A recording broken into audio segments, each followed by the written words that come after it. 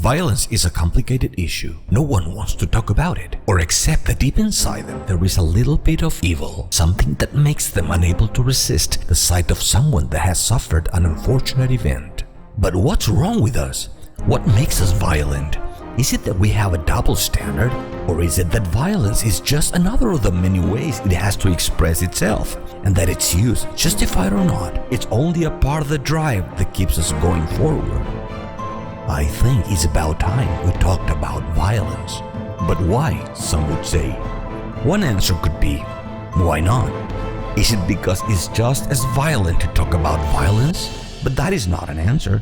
It could be, but it would be a wild response, an assertive. One answer would be because violence is innocent, since it is part of the necessary energy release suffered by an organism when it has exceeded its threshold of tolerance, and whose accumulation could lead to a greater liberation of this force, which then it could become more dangerous still. Violence is nothing more than the natural release of a stored energy. A natural discharge has no intent. Intent is the conscious violation of the rules that regulate the orderly discharge of this force. It is one that is applied for reasons other than the necessary relief of an energy overload, including for reasons of pleasure, and these only when they occur outside the framework of the law or any other type of code that the elements of a community, implicitly or explicitly, have agreed between themselves. If the fear, decency, or modesty to talk about the dirty, the dark, or the painful areas of life stopped us, we would not have outhouses, slaughterhouses, whorehouses, stadiums, nightclubs, bars, beaches,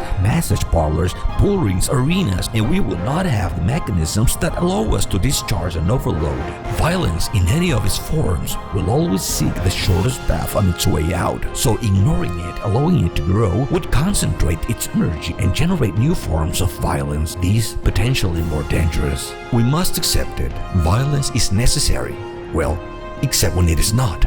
The difference is caused by the limit that the organism has to manage this energy without losing its control. Until this point, violence is only the force that moves the organism. But once it goes beyond this point, it will leave the living being on its own. And when this happens, it will be every man for himself.